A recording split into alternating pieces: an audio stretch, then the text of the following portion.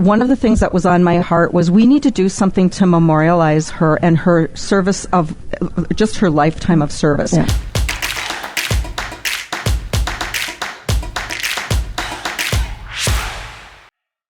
Back on What's on Your Mind, live from Giving Hearts Day World Headquarters. How fun is it to be in the middle of the nation's largest 24-hour day of giving? It is just so exciting to be part of this. I said at the beginning of the show, Pat Traynor's back with us, and we're going to introduce some special guests here in a moment. I said, I'd like to see us be at 15 million before the end of the show, and we're right now at 14,447,000. So, and then the stretch goal is 30 million this year, right? I mean, if we beat it by $1, we'll be happy. But the stretch goal is 30 million. By my math, we'll be less than halfway through and already halfway to 30 million. Am I right? Pretty cool. Yes. Oh my gosh! Don't get any better than that. Pat and I, and Dan Carey, who's not here today, had eye surgery today for crying out loud. He couldn't be here. This is the first one he's ever missed. And he's here in spirit. He is. We have a very special little tradition that we do on Giving Hearts Day. Tell me the first time that you connected with Sister Mary Louise in Hankinson. Well, I had to convince her before the 2008, the very first Giving Hearts Day, that this was a great idea. And she said, "Oh, Pat, I don't know. And she said, "But since you asked, we'll do it." And so she was very enthusiastic, and she had a great day, and then has broken records for a long time. And in fact, St. Gerard's, under her leadership, raised over $1 million through Giving Hearts Day, $1 million and counting. And in Hankinson, that has less than 1,000 people, and that includes the dogs and the cats and the hamsters that kids have and their goldfish, you were raising consistently over 100,000 each Giving Hearts Day. And think of all the good that you're doing with child care, with taking care of the elderly, with providing care and a loving atmosphere for families. And then your employees are phenomenal. So what she's done to add to that, because the reimbursement, is not at the level that's necessary to operate, at an excellent level. And this St. Gerard's is committed to excellence in the care. So we miss her this year. I want to introduce Sister Sarah Marie, who is a board member at St. Gerard's. Sister, nice to see you. Thank you for having me. And also Valerie Jundt, who is Sister Mary Louise's niece. And she's not with us physically here, but we know she's with us. She passed away 4th of July. Something there. Right? God blasted her straight into heaven. Right, exactly right. And how old was she? She was 92. 92. So last year she was here at 91 years of age, and listened to a little bit of that conversation from last year. It's wonderful to be here, and as I said before, Giving Hearts Day and Dakota Medical have been a tremendous blessing for St. Gerard's. And over the years, this information, what you have done, has spread throughout our community and beyond. So we have donors, and in mine at Rugby North, and honestly, it becomes so. The people are so committed and so passionate in their belief of what our mission involves and who we serve. That is an amazing story. You're doing a lot of good. And Pat, she's talking about the blessing that Giving Hearts Day has been to St. Gerard's. She's quite the blessing to us, isn't she? Oh, she's tremendous. We use the exemplar of Sister Mary Louise in our training, because the formula, is having a bold dream, brilliantly delivered, and having a burning desire to serve others. And that's part of our training. I mean, this is, the personification of the formula for success that we teach. And if you aren't fueled by this burning desire to serve your fellow human being, you generally don't reach your full potential, right? Not even close. And so what I love to show is Hankinson, North Dakota, population less than 900, 880, and that's with dogs and cats. That whole community. Sister Mary Louise just winked at me, so I think she agrees with you. Yep. It was a humor thing. Yeah. I mean, I was trying. Sometimes I'm not very good at it. But honestly, I mean, what it does for the giver is so much more, in terms of leading a life worth living, right? Leading Absolutely. A life worth living, having purpose beyond just what we do day to day, getting up, having the aim, to serve. And so that's infectious. That's what we need to make contagious. And so they raise over $100,000 per year at St. Gerard's Community of Care. They're the beacon of light that we can look up to as the exemplar. It's just extraordinary. And Sister Mary Louise put together a great team. She has wonderful people that are helping ignite the hearts of humans to support this tremendous mission of St. Gerard's. Tell us what you do. When it's a community of care. Yeah. But what Pat just talked about is really about having the heart to serve others. Yes. And how do you do that at St. Gerard's? Yes. How do you do it? I would just say, because everyone knows that we are there to serve the people that come to us. And I was just visiting with one of our sisters this morning before I left, and she said, be sure to mention that it's not just the sisters that are giving to these people, but I can actually tear up when I hear the accounts of the people that come to us that we serve. Their life stories, their sacrifices, their commitment. Every day I am touched by their goodness, by their giving hearts, truly giving hearts. It's a beautiful work. And I just say, I just thank the Lord that He has led us in that direction to serve these people, because we receive so much more than we give. Wow. And what a blessing that. Isn't that true, Terry? Yes. Very true. Yes, yes. Very true. And in a place like Hankinson, North Dakota, that kind of care is, very rare in a size community like that. Yes. That doesn't happen without. You're like North Dakota's Mother Teresa. Yes. Isn't she? She's just, no question. Yeah. And let me say one other thing. She writes the most beautiful thank you note ever. Saved all of them. They're phenomenal. And she has the beautiful penmanship like my mother. This is really cool. Yeah, it is. And that gratitude just, it surrounds you. You have an enormous amount of gratitude for those that have helped you. Right. So, you could maybe give a lesson to the younger generation about the importance of that thank you note and that gratitude, right? Yes. Did your mother teach you that? Where'd you learn to... No, well, actually, I went to St. Francis Academy to high school, and the sisters there inspired me to do a lot of these good things, and I'm so convinced about it.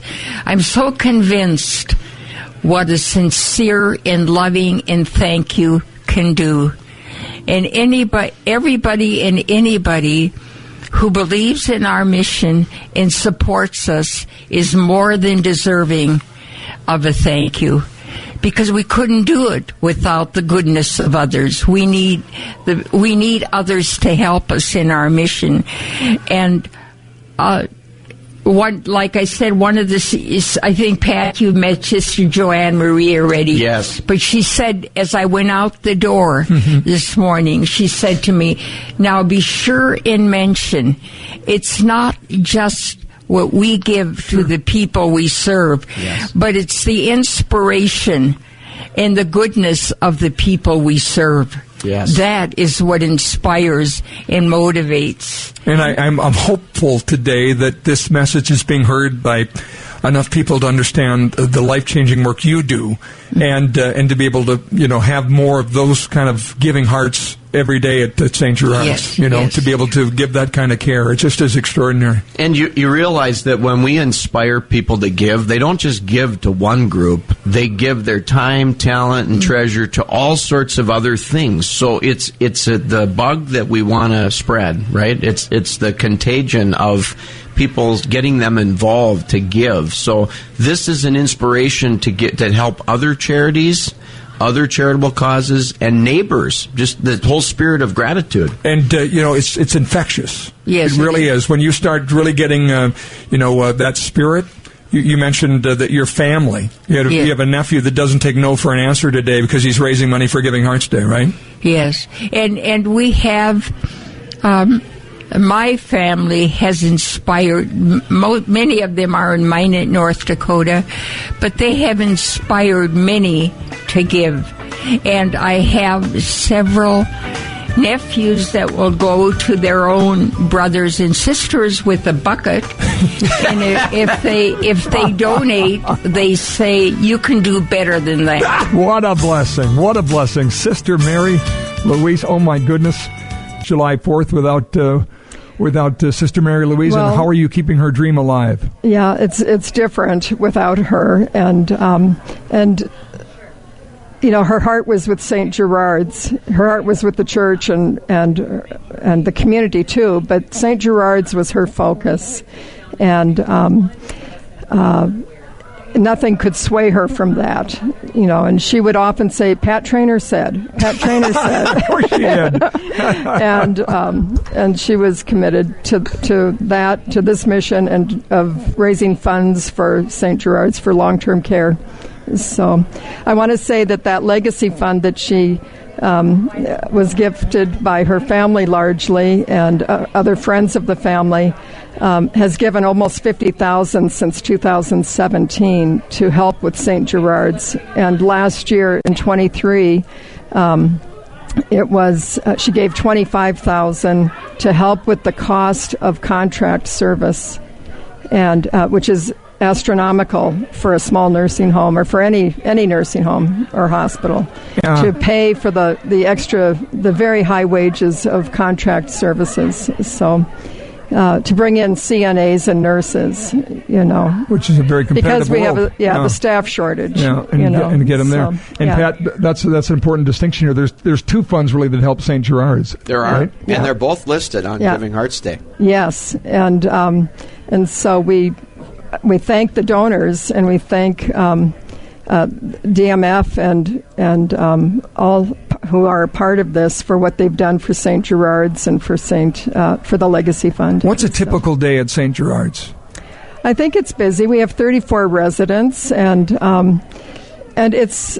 I go over 3 times a week for a communion service and see it up front and close. I'm on the board, so I know all the problems of long-term care, and it's a happy place. It's a peaceful place.